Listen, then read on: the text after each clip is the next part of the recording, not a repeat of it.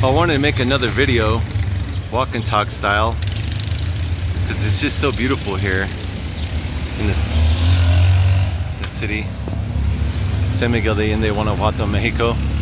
This video I'm going to talk about the book that my son and I are going to write, but we'll show you around the city. Maybe I'll tell you a little background, a little as well, about my work here in Mexico that I am taking a break from. I've been building a company, tokenizing Mexico asset by asset. Company's called Tokomex, and I have a partner, really cool guy, man. He's a diplomat in Mexico. He is the importer exporter for Saudi Arabia and Dubai, and it's all to do with his connections to Muslim, actually, and that's what makes it so interesting. I mean, I work with the Muslim, and what makes it even more interesting is the fact that he was Malcolm X's Shabazz, the grandson of Malcolm X, the only male heir. There was no sons, there was only daughters of Malcolm X. And then you have the grandson, which is the only male in all the grandsons. He was a revolutionary for the Muslim religion, and he was going to complete his grandfather's mission, was to connect the black to the brown, black people to the Latin world, the Muslim religion to the Latin world. You might be like, well, what's this had to do Gnosis in your book? Well, it's just a little background, and it's interesting because, like, I've been kind of tossing back and forth about it. Like, wow, how do I work this, you know? But I know I love Rumek. He's an amazing person, and it's fun too, to be honest. I mean, the dude's like, he's been building his brand and his everything up, man. He's a diplomat, like. So yeah, and really what he's doing is he works for the people, for the campos, people in the campo, like the family Emiliano Zapata, which I'm working directly with as well. Like, through him, we're tokenizing a crypto for them, for the people, for their bank. They have a bank called Banco Zapata, and it's the people's money, moneda de pueblo. So it's very interesting stuff. That's just a little snippet, you know. And I will say, his friend Malcolm X Shabazz was assassinated here in Mexico with him at a restaurant. Rumek walked into a restroom, came out, and Malcolm was bleeding out on the ground, shot to death. And then, of course, they went and tried to kill Rumek too. But all that's died down. That was some years back. Very interesting story, but probably not for this channel, really. So I'll move on. Now you know a little bit of what I've been doing in Mexico, at least that business since 2020. And it's on hold right now just because I'm waiting on crypto to be regulated. I got everything built up to a certain point, have all the networks, which I call like the dirt work, the groundwork, the stuff you don't really see, but it's the most important part. It's got to be well and compacted before you even build your foundation. So it's a very strong foundation. You know, I've already spread out and have amazing connections, and I mean, we really hit the top. Did a lot of stuff in my company, built the NFTs for others, metaverse, 3D, all types of stuff. You can actually Google Tokomex, click images, and the images might be dying down a little bit because I haven't done anything since the end of last year, basically. Like I said, it's all on hold in a sense. Just waiting for regulation. Opal mine.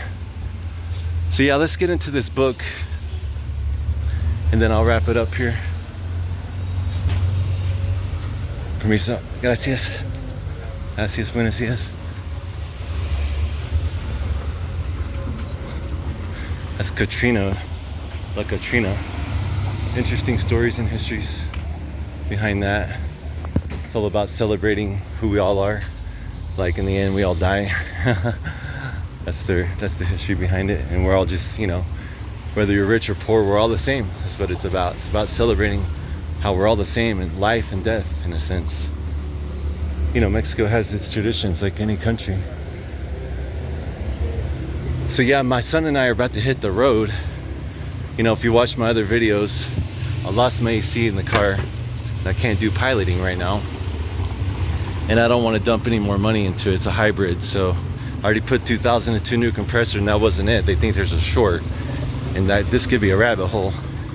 And I had 230,000 miles on the vehicle, though it's dang good. Drives like it's still brand new. Besides that, the AC.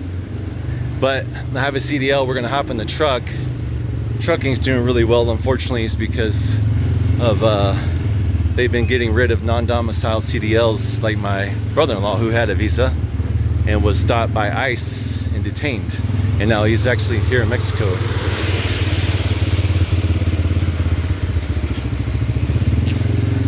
We get out the noisy street, head to downtown.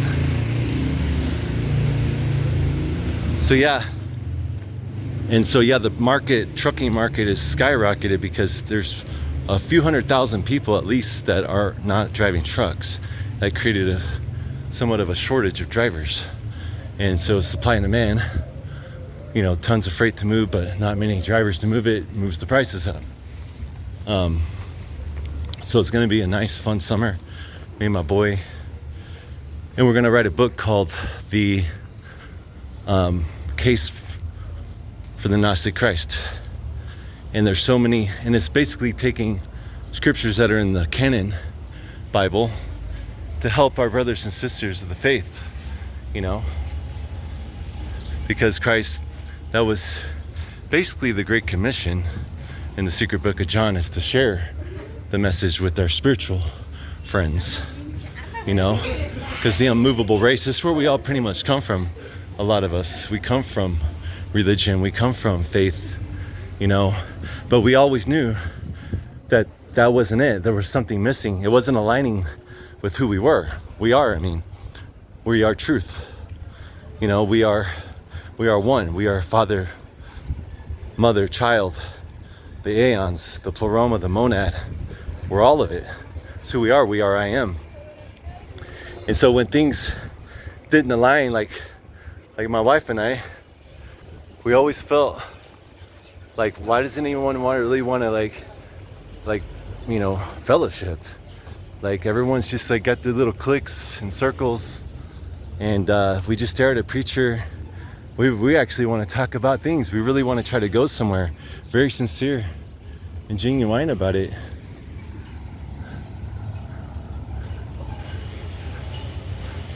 But and we always just felt like most people were kind of shallow, not very deep, just kind of like throwing a smile, like, hey buddy, you know. Literally I had a pastor I tried to walk up to, like, hey buddy, just like you could just feel the energy, which I don't judge him. Those guys got so many people coming to them, probably thinking they're the source of life, and like depending on them for all their external needs, hoping and praying for something to happen, and it never happens. So yeah, that's the point of the book. Like for instance, there's so many scriptures, like kind of like the sheep, they know the voice of their father. They know the voice of their father. It's not something they have to learn, they just know. And they also know not to follow the voice of the stranger. And I think I kind of see that as when we went to church and stuff like that, and the religion and the faith, it's like, that's like why we were having a hard time following it. It's like, because we didn't follow. It's like, we don't follow this, we don't concur. It's like something's just not aligning. Like this, what they call truth isn't aligning with the truth that I know, who I am. So, you know, Christ emphasized in the New Testament, the kingdom of heaven is within. The kingdom of heaven is within, you know? And obviously the translations are probably all, you know, messed up, but we're not going to try to get into that. Let's just speak in layman terms with people. That's what people need to know. They need to hear that anyways. That's what they identify with. They don't have to get all tripped up in the names. Not saying there's not power in words. There is energy, you know, vibrational frequency behind everything. There is.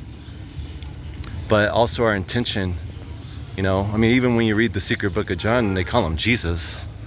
When there was no Jesus, that wasn't even his name. But I think they're just needing to meet people on the level that they're on. I've been calling him Yeshua for a long time, Yahuwah, Yeshua, but now I'm starting to realize, well, that's the demiurge. That's the Yahdabath's name. You know, he has many names, like Christ says, you know. And Yahshua comes from Yahuwah. You know, the original pictographs of the Aramaic Hebrew language was like a tent, and it was more of a sound, a frequency. Yah, it comes from deeper within. Yahuwah. I can't even do it, but yeah, people talk about that stuff all day long on the internet. But I think it's just probably most likely just the demiurge, Yahdabath. I mean, we probably don't even know the name of Christ. That's why I just say Christ, because what I do know is, like, you know, the spirit, the crystal, pure, transparent spirit of the one, Christos, you know, all that stuff, you know. So that for now, that's how I identify and share his name in a sense. So yeah, there's so much we'll put into the book. I want to invite you as a community to be a part, to drop in the comments things that you want, and I'm going to add your credit. I'm going to give you credit in the book that you're a part of writing it. And you can just tell me what you want for your name. I'm going to end this video. I think I'm going to make one more just talking more about the book itself. Peace and much love. Like and subscribe if you'd like to support the channel. Thank you.